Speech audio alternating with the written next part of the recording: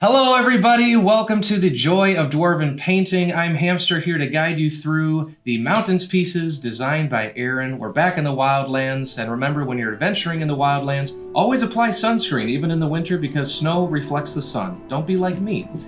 In this painting video, we're going to cover your mountains paint scheme as well as the Wyverstone details, the wood, moss, and branches, and the waterfalls as well.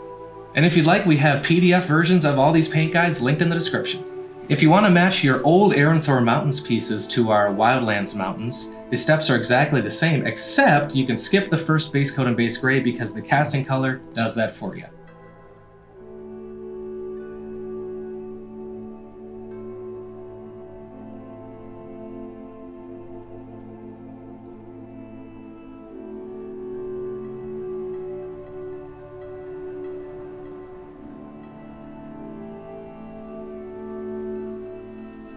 Step one, we're going to give a heavy base coat of Pokorny's base gray, just all over in the cracks. Let it dry before you continue. So while you do want to try to avoid the moss and the wood details, don't be too careful about it. You kind of just want to get through this step, make sure it's opaque, and you can cover up all the mistakes in later steps. For a base coat like this, I like to have a little moisture on my brush, not to thin the paint too much, but just to keep it flowing as we go since we're covering so much area. In fact, this is a little too thin here, so I'll just wipe off my brush. Just make sure it's a little damp.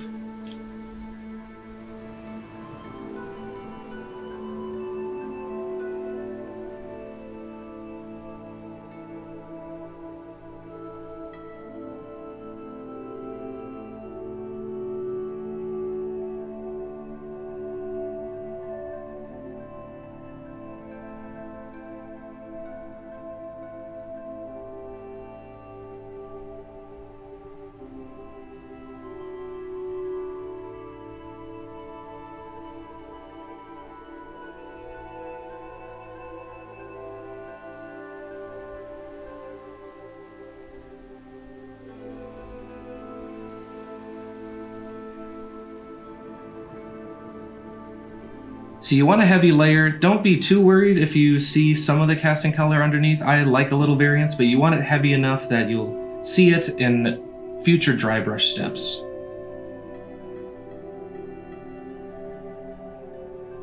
Step two, we're going to use a 1-to-1 mix of Pokorny's Earthstone and Olive Drybrush. This will be another very heavy step because there'll be an additional dry brush afterwards, so you want it to show through.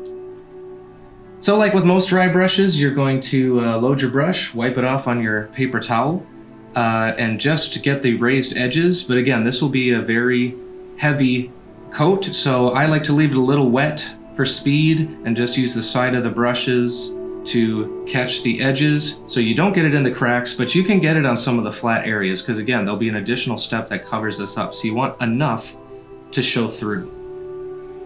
So I'm almost painting it just like that base coat, but I'm being careful of my angles to catch the details on the edges so I'm not poking it into the recesses.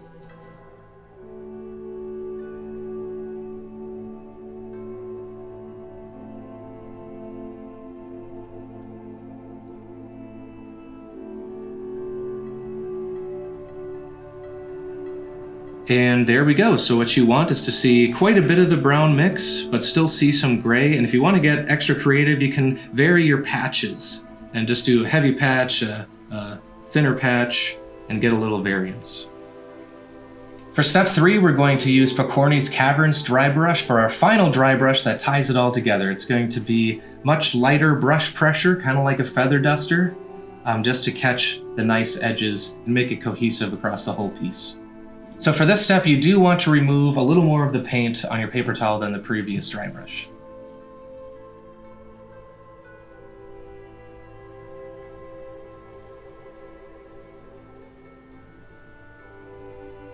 And I like to use these flatter sides to sort of test the consistency of my paint and get my technique down a little bit, my brush pressure, since it's a little more hidden.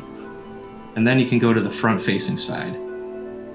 So try using the side of the brush, really use the angles of the sculpt to make sure you're hitting what you want to hit. It's not about being real precise, it's just kind of angling your brush and angling your piece.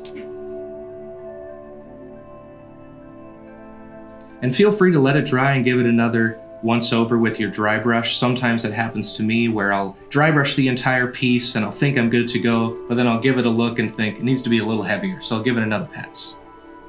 While the paint's still wet, if you get a heavy spot, you can't just rub it with your finger, it should come off. Make sure you wipe off the paint on your paper towel and come on back.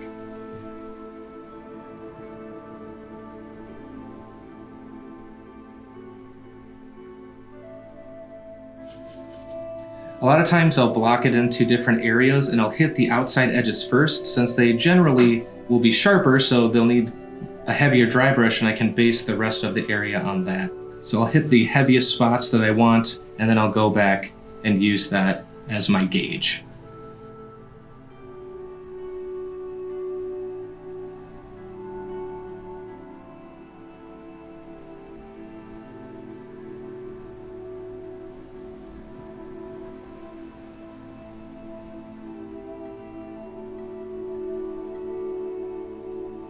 The feather duster works especially well on flatter areas like that, because that's where it's more likely to smudge.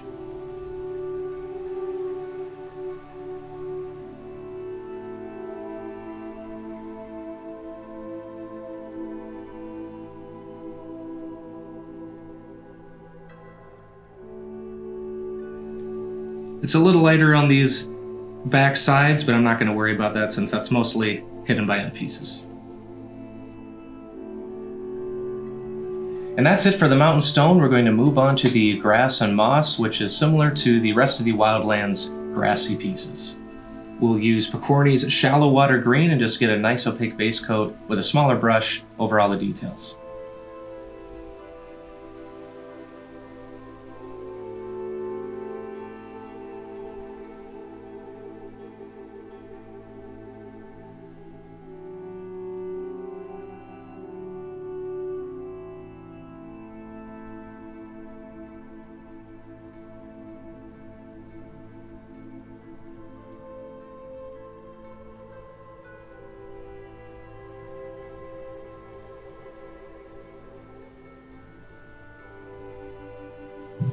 So in our previous steps, it will help you if you maybe avoid some of the mossy areas. You might need an extra layer of the green to cover it up, but usually for efficiency, I like to just get those broad steps over with because we can deal with it with paint.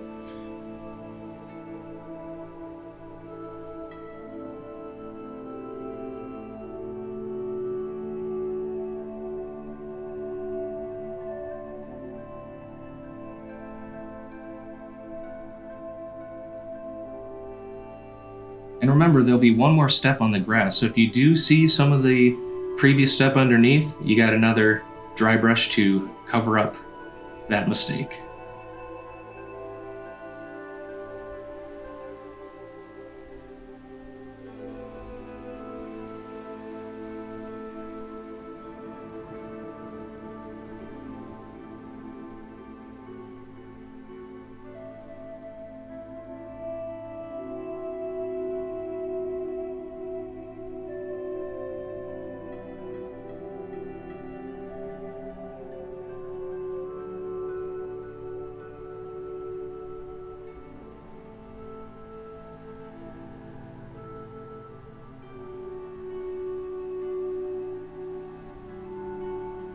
For step 5, we're going to finish up the grass and moss with a quick dry brush of moss green.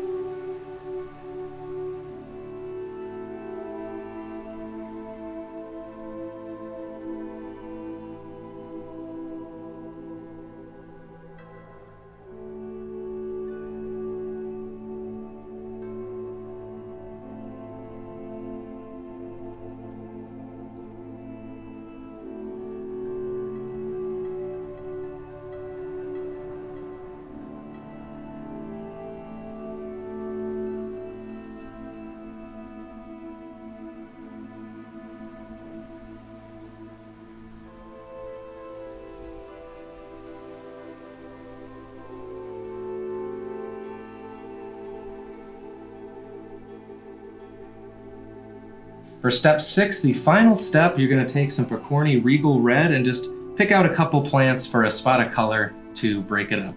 On this piece, I think I'm going to just do one because I have my favorite detail to pick out with this step, this little 3-leaf detail amongst some moss. So we'll just tap that with some red and call it done.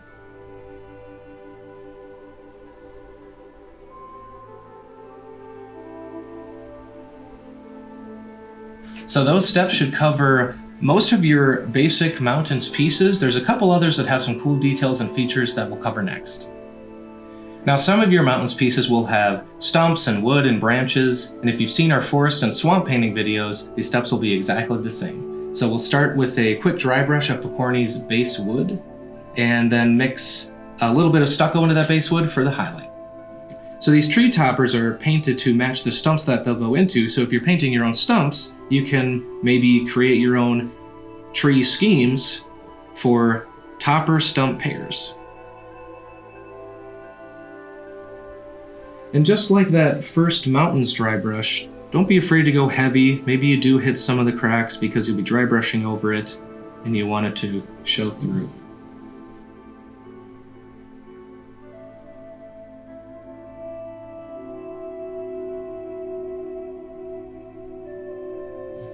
The next step for the wood is mixing a little Pokorny stucco into your base wood for a highlight dry brush.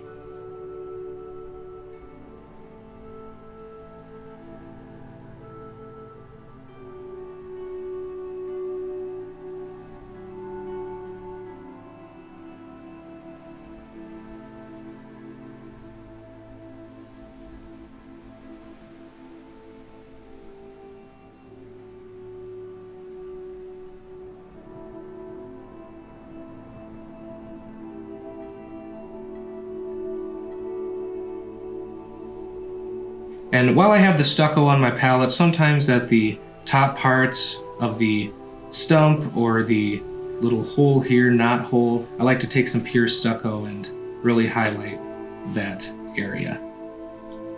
As you can see, the tree topper I used has some moss and plant details on it, and you can use the previous steps to finish that up.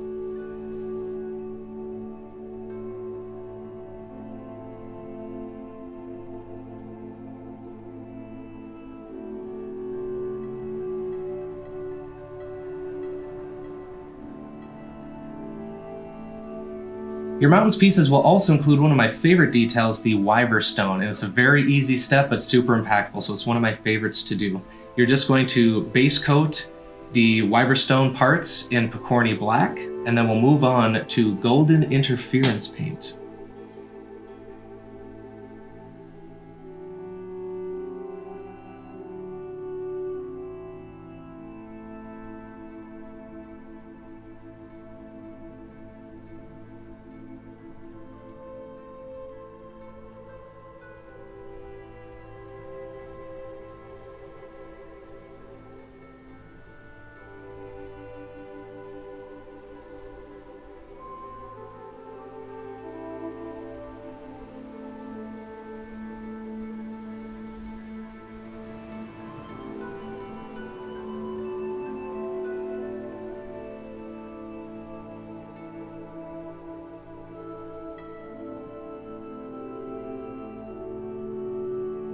Now for the final step of the Wyverstone details, we're going to do a dry brush of Golden Interference Blue.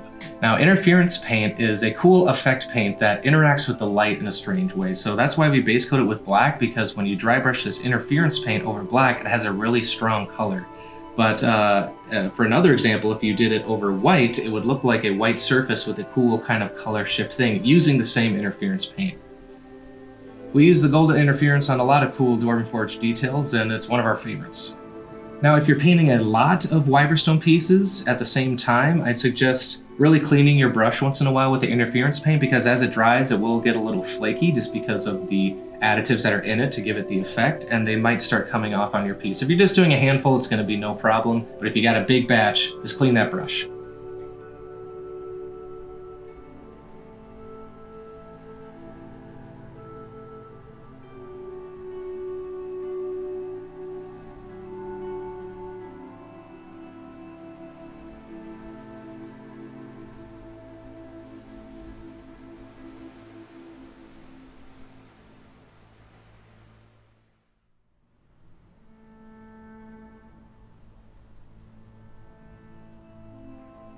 No, really, that's it for the cool Wyverstone. Just 2 steps. Feels like cheating, but it never is because we're just having fun painting. So I'm glad you finally know one of our secrets, golden interference paint.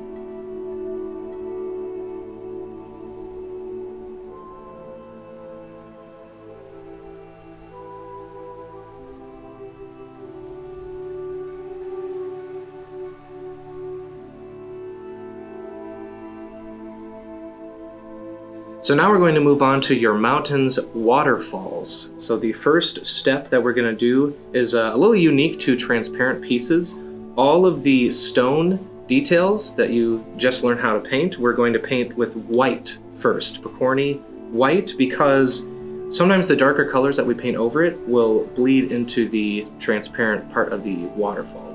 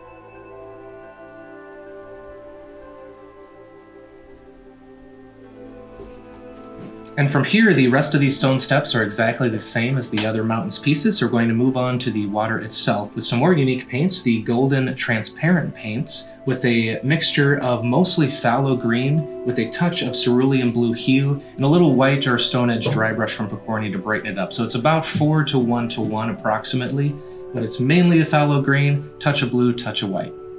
And you want this to be very transparent, so mix in some additional water or medium because we're going to layer it up with very transparent layers to make sure that the material is still see-through.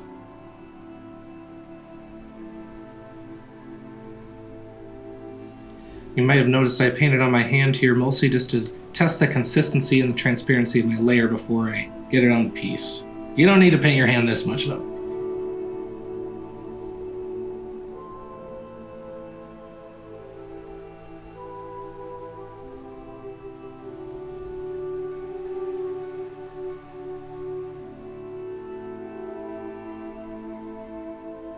So you can test it first on your hand, and then feel free to test it even on some of the rock pieces because this will be covered up later, just to be sure of your mixture.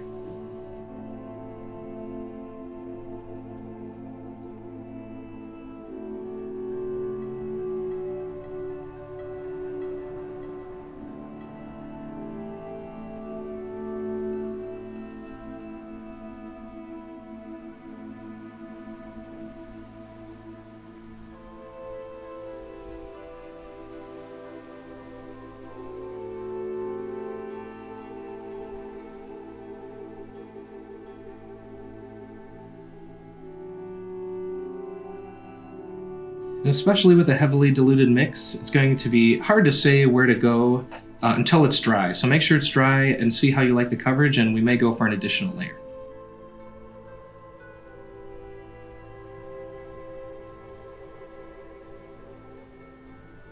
So the last step for the waterfall is to dry brush with Pokorny white, focusing on the bottom parts of the waterfall where it will be foaming and rushing, and gradually getting lighter and lighter on your application toward the top.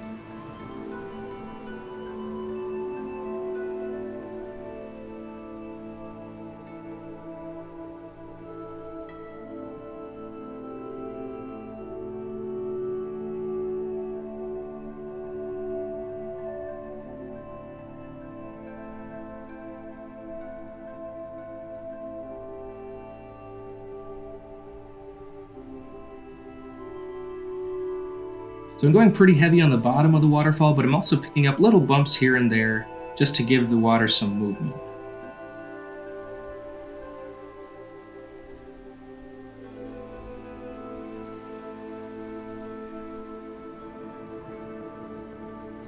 So as you can see here, Erin's mixture is quite a bit more transparent, so you probably want to add a little bit more water. This is actually my first time painting Erin's lovely waterfall too, so I'm glad you're joining me on this journey and this challenge. But the steps here in this video will get you to this point. Just dilute it a little more with your water or medium and do more layers over time, drying in between, as opposed to my hasty, thicker layer.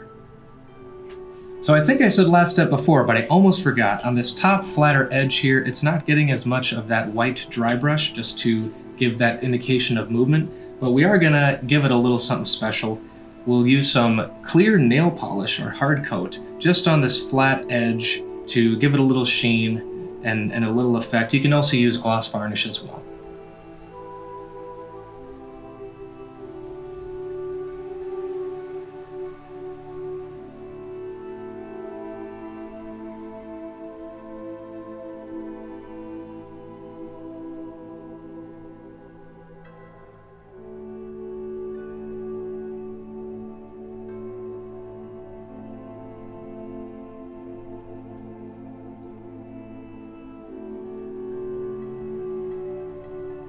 And that's it for painting the mountains. Feel free to join me every Thursday at 6 p.m. Eastern, our Twitch channel, Dwarven Forge Live, for Hamster's Hobby Hang. I'm happy to answer all of your painting questions, as well as all our fans that join are great at answering questions. They're in the Discord as well, so feel free to tag me or ask our community for painting tips. And thanks a lot for watching this one. We'll see you next time.